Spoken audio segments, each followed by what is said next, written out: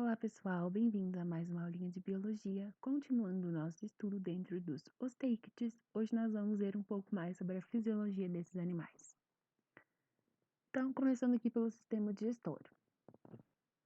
Esses animais vão possuir uma boca, eles também possuem língua, tá? Uma língua pouco desenvolvida que fica aderida ali ao fundo da cavidade bucal.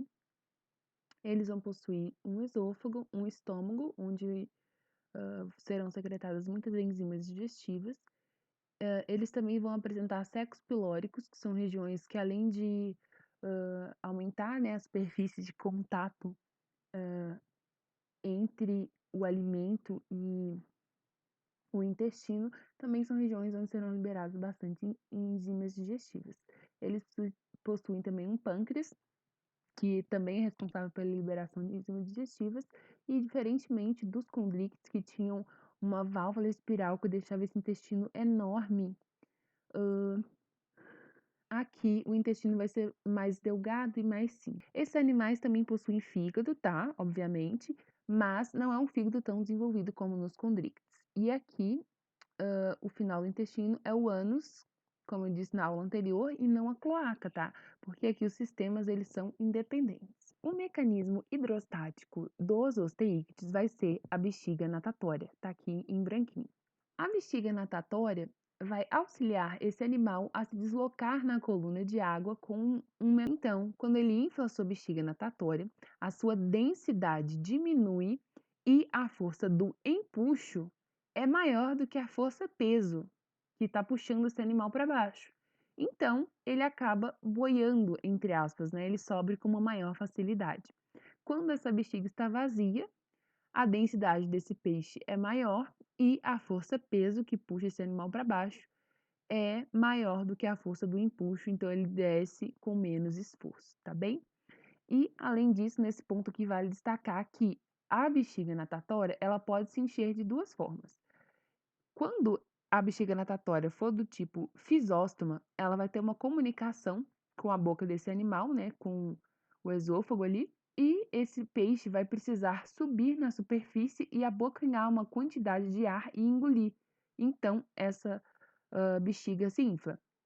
Existe um outro tipo de bexiga natatória, que é a fisóclista, e ela é fechada, ela não tem nenhuma comunicação com a boca, tá? E nesse caso, esse peixe vai inflar essa bexiga através dos gases diluídos na corrente sanguínea, tá? O sistema excretor desses animais vai contar também com os rins e, diferentemente dos condríctes, que o sistema excretor desembarcava na cloaca, esses animais vão possuir um orifício urogenital. Então, nesse orifício vai desembocar tanto o sistema reprodutor quanto o sistema excretor, tá? O sistema urinário. E a excreta nitrogenada desses animais é a amônia, tá bem? A amônia é aquela excreta nitrogenada que é bastante tóxica, mas que também é muito solúvel. Então, esses peixes acabam produzindo bastante urina para eliminar essa. E aqui eu trouxe uma imagem para a gente conversar um pouquinho sobre a osmorregulação dos peixes de água doce, tá? Nós já vimos lá em uma outra aula dentro dos condríctes como ocorre a regulação osmótica em um peixe de água salgada. Hoje nós vamos ver como ocorre a osmorregulação em um peixe de água doce. O peixe de água doce vai ter uma concentração de sais muito maior dentro do seu corpo do que na água onde ele está, né? No meio onde ele está inserido.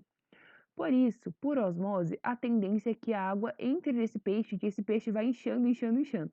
Só que isso não acontece porque ele tem mecanismos para regular essa entrada e saída de água. Então, primeira coisa, esse peixe não bebe água, tá? Obviamente, quando ele come algum alimento, enfim, algum peixinho, uma parte do plâncton, ele acaba ingerindo água junto, tá?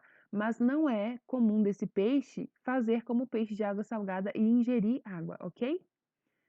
Além disso, esses peixes vão absorver sal através das brânquias por transporte ativo. Eles estão levando o sal contra o seu gradiente de concentração e isso vai inquirir, né, o gasto de ATP.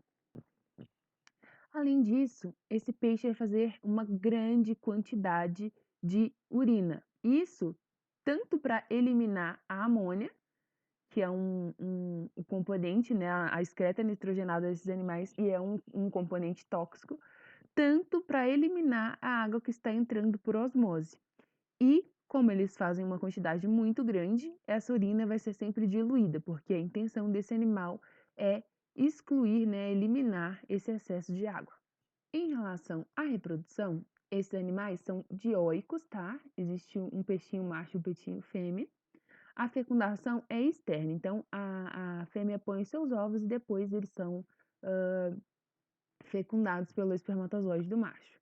Esses animais são ovulíparos, tá? Então quer dizer que esse ovo que se desenvolve depois da fecundação, né, onde vai crescer o zigoto, ele se desenvolve totalmente fora do corpo da mãe e esse indivíduo vai usufruir apenas do vitelo, que é aquele anexo embrionário que os peixes possuem. E o desenvolvimento deles é indireto. Então, depois da fase larval, esses indivíduos vão assumir uma forma que é chamada de alevino.